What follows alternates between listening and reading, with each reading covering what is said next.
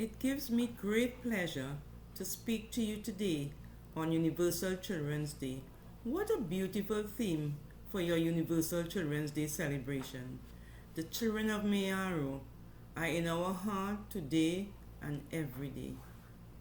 I love Mayaro and Mayaronians. Mayaro is where I spent all my childhood vacations every Easter and August. I was in Radix village with my family at the home of the Richardsons, my mother's cousins. My mother's neighbor string is buried in Mayaro. She was from the well-known Timothy family, immortalized by Michael Anthony in his book Green Days by the River. And my husband was born in Guayaguayare. We met in St. Anne's Road in Mayaro.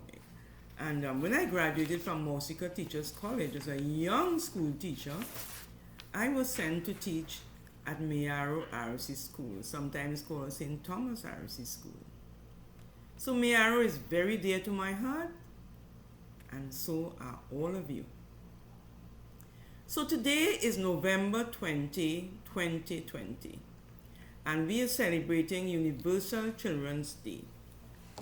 November 20 was the date chosen for the celebration of Universal Children's Day, celebration that takes place over the world, because it was on that date in 1959 that the United Nations adopted the Declaration on the Rights of the Child. And it was on that same date in 1989 that the United Nations General Assembly adopted the Convention on the Rights of the Child. Our government ratified that convention, which is sometimes called the Bill of Rights for Children, in December 1991. The Convention on the Rights of the Child is a very important document. It ensures the promotion and protection of the human rights that all children are entitled to by virtue of their being human beings. The Convention applies to every child under 18 years. All children are entitled to enjoy their human rights. All, regardless of their or their parents' race, color, religion, political party, the country to which they belong, whatever language they speak, whether they're rich, whether they're poor, whether their parents have property or not, whether they're male or female children, whether they have a disability or not, all are entitled to their human rights. On Universal Children's Day, governments all over the world pay special attention to children and recommit to the promises they made when they ratified the Convention on the Rights of the Child. They vowed, these governments, on ratifying the Children's Convention, to always act in the best interest of all the children in their country, to recognize that all children have the right to life, and it must ensure as best they can, the governments must ensure the survival and development of all children. Must fight to ensure their all-round development. They must take care of the health of the children, the educational needs. They must protect them from parental neglect, whether it is physical, mental, emotional, sexual harm, and exploitation. Must help children to be educated and help parents to do all of the things that parents are supposed to do when parents are in need of this assistance. They must protect children from torture and cruel and unusual punishment, and ensure that children who break the law have child-friendly justice with a variety of measures to address the needs of those children and to help them return to the correct path, and always give children a voice so they can be heard in all matters that affect them. During these challenging times, when COVID-19 have wreaked havoc on the economy of all countries of the world, UNICEF and partners are calling on governments to adopt a 6-point plan to protect our children. The theme this year is reimagine a better future for every child. So in reimagining a better future for every child, we have 6 points. The first one is to ensure that all children learn, including by closing the digital divide. Digital divide. What is meant by digital divide, you may ask? How do we close it? Digital divide is part of the new vocabulary that has emerged with COVID-19. We hear about social distancing, we hear about lockdowns. These are all new phrases that we've learned, or rather, they are old phrases with new meaning. Until recently, when we spoke about mass, we did so in the context of carnival or New Year's Eve or costume parties, and we were more concerned about covering our eyes and face, but certainly not our mouths and noses. But now it's a different ball game, and it's not cricket to go unmasked. We can't leave our homes or even sit in our cars with anybody else and not wear a mask. Otherwise, we will be breaking the law and endangering our fellow man. Digital divide refers to the uneven distribution in access to or use of information technology. Simply put, not every child, as you know, has access to or use of internet services, and not having such access puts that child at a severe disadvantage, since that child may, as a result of lack of such services or resources, be unable to access educational services, and that creates a divide or division in educational opportunities between the haves and the have-nots. The reason for that divide may be because the child's parents may not be able to afford the cost of a computer. And even if somebody else supplied that computer, it would not help to bridge the divide if the broadband service is not available in the village or the district in which the child lives. So digital divide may also result from a situation where neither the child nor his parents has been trained in the use of the computer and internet. I recall in 1997, when I was taking computer classes at UWI, my then 9-year-old daughter came along and sat in on my classes. I didn't invite her, but she wanted to come, and the teacher allowed her. He indulged her. While all of us adults were struggling, she was grasping everything quite easily, and my tutor declared she was his best student, which made her very proud.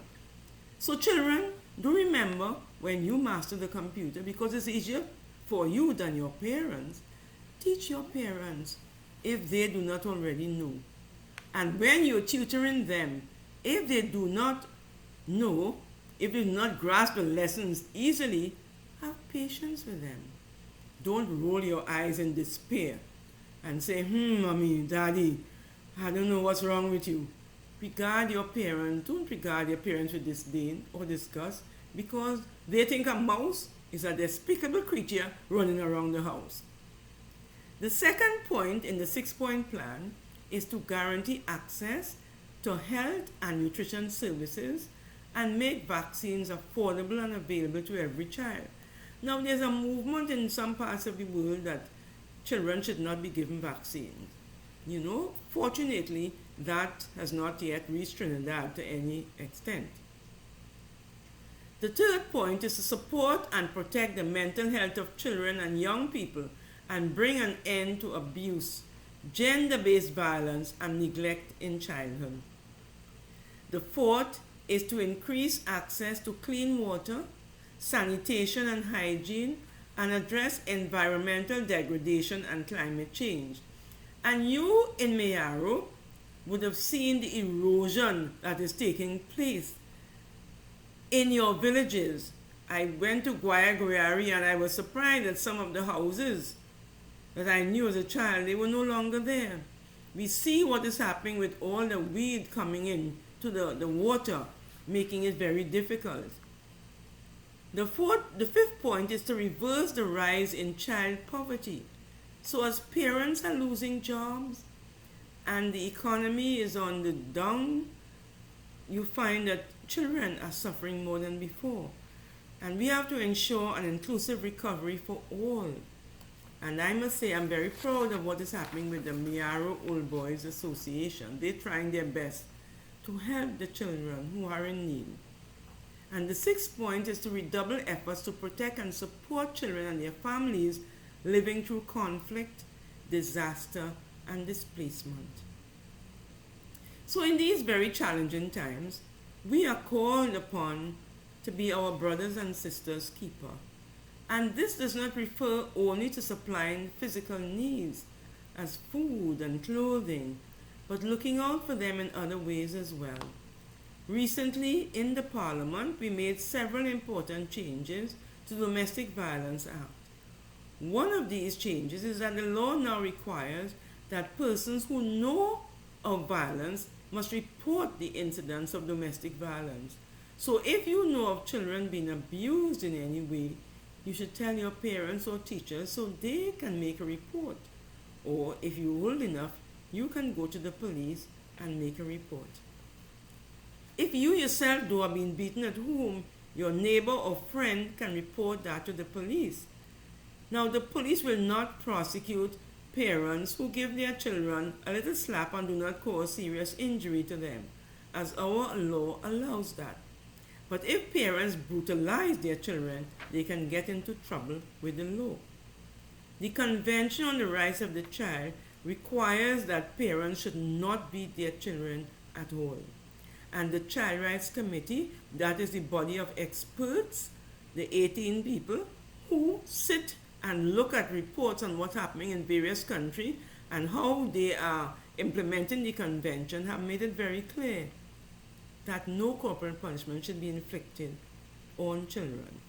But our lawmakers have been afraid to change the law to reflect what it should be, because either they themselves believe it is all right to beat children, they were beaten themselves and they feel that they've turned out all right, or because they believe that parents who voted for them will become angry if they change the law and will vote them out, because these parents mistakenly regard corporal punishment as a good way to teach discipline.